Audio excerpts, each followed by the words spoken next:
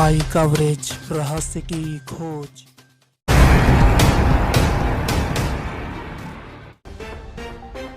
उत्तराखंड राज्य के पौड़ी गढ़वाल में प्रदेश के वन एवं वन्य जीव, पर्यावरण, श्रम सेवायोजन, कौशल विकास, आयुष एवं आयुष शिक्षा तथा कोविड-19 जिला प्रभारी मंत्री डॉक्टर हरक सिंह रावत ने वीर चंद सिंह गढ़वाली राजकीय मेडिकल अस्पताल श्रीकोट में जिलाधिकारी गढ़वाल डॉक्टर विजय कुमार जोगदंडे व संबंधित अधिकारियों के साथ जनपद में कोविड-19 के संक्रमण से बचाव एवं रोकथाम हेतु किए जा रहे कार्यों की समीक्षा बैठक ली।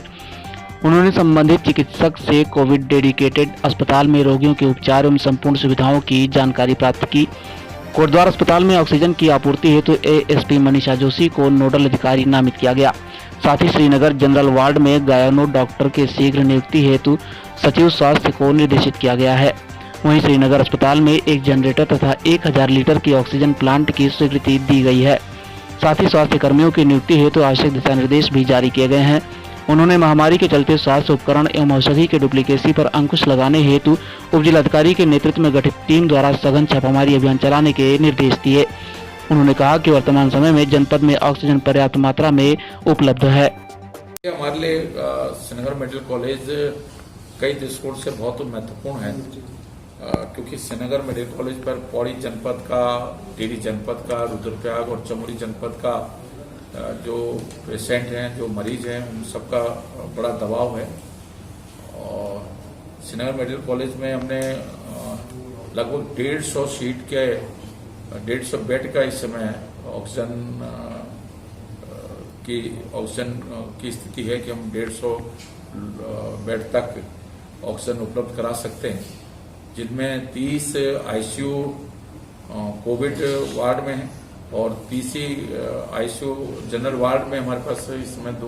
श्रीनगर मेडिकल कॉलेज में उपलब्ध है।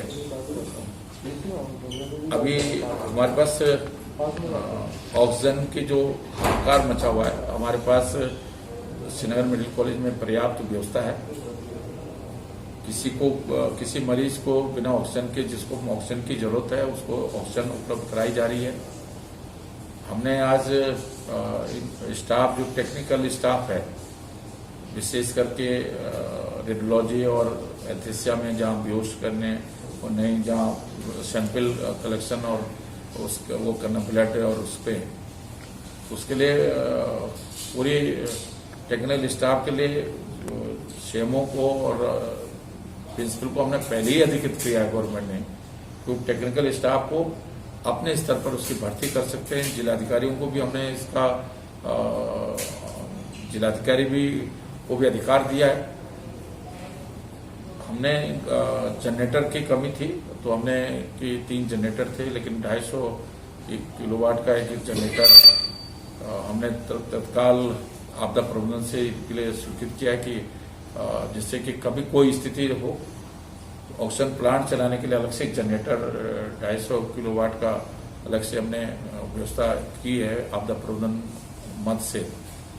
इसी तरह हमारे चल रही है 1000 लीटर का ऑक्सीजन प्लांट, एक नया ऑक्सीजन प्लांट लगाने के लिए हमने आज निर्णय लिया है, जिसमें जिलाधिकारी को प्रस्ताव प्राचार्य जो है जिलाधिकारी को उपलब्ध कराएंगे और हम आपदा मद से तत्काल इसको उपलब्ध कराएंगे, जिससे कि हर समय हम 300 मरीजों को ऑक्सीजन उपलब्ध कराने की स्थिति में है। अगर कल कोई स्थिति ऐसी बनती है तो 300 मरीजों को हम ऑक्सीजन उपलब्ध कराने की स्थिति में हमारा श्रीनगर मेडिकल कॉलेज रहेगा। गायनों के लिए यहाँ दिक्कत थी, क्योंकि संयुक्त चिकित्सालय में गायनो इसमें उपलब्ध नहीं है और एक ही गायनो हमारे मेडिकल कॉलेज श्रीनगर में उपलब्ध थी। उससे जो जनरल गायनो पेशेंट हैं उनको दिक्कतें हो रही थी। हमने आज ही सचिव चिकित्सा शिक्षा पंकज पांडे जी से कहा है, प्रिंसिपल दून मेडिकल कॉलेज सयाना जी से कहा है कि वो तत्काल श्रीनगर मेडिकल कॉलेज में एक गायनो चिकित्सक को तत्काल उपलब्ध कराएं, जिससे कि जो जनरल गायनो पेशेंट हैं या उनको कोई दिक्कत ना हो। तो मैं सोचता हूँ कि अभी हम आज जो हमने पूरी स्थिति श्रीनगर मेडिकल कॉलेज की देखी है, उससे हम कह सकते हैं कि सारी चीजें अभी नियंत्रण में हैं और यहाँ जिलाधिकारी जोगदंडे जी, सीएमओ शर्मा जी और डॉक्टर रावत, और हमने एक जो विशेष करके एक निर्णय लिया है कि मेडिकल स्टोर में चाहे ऑक्सीमीटर हो, चाहे दवाइयाँ हो, जो डुप्लीकेसी हो रही है, जो एक तरह से गलत और प्राइस में भी बहुत बड़ा अंतर हो रहा है, इसलिए हमने डीएम को कहा है और डीएम ने यहाँ के एसडीएम की अध्यक्षता में एक कमेटी बनाई है जिसमें पुलिस के अधिकारी रहेंगे और जो स्वास्थ्य विभाग के हमारे डॉक्टर रहेंगे। वो सभी मेडिकल स्टोर पर सैंपल लेंगे और उसका हम परीक्षण कराएंगे और अगर कोई दोषी पाया जाएगा उसके खिलाफ सख्त कदम उठाया जाएगा, जिससे कि ऐसी महामारी में, ऐसे समय में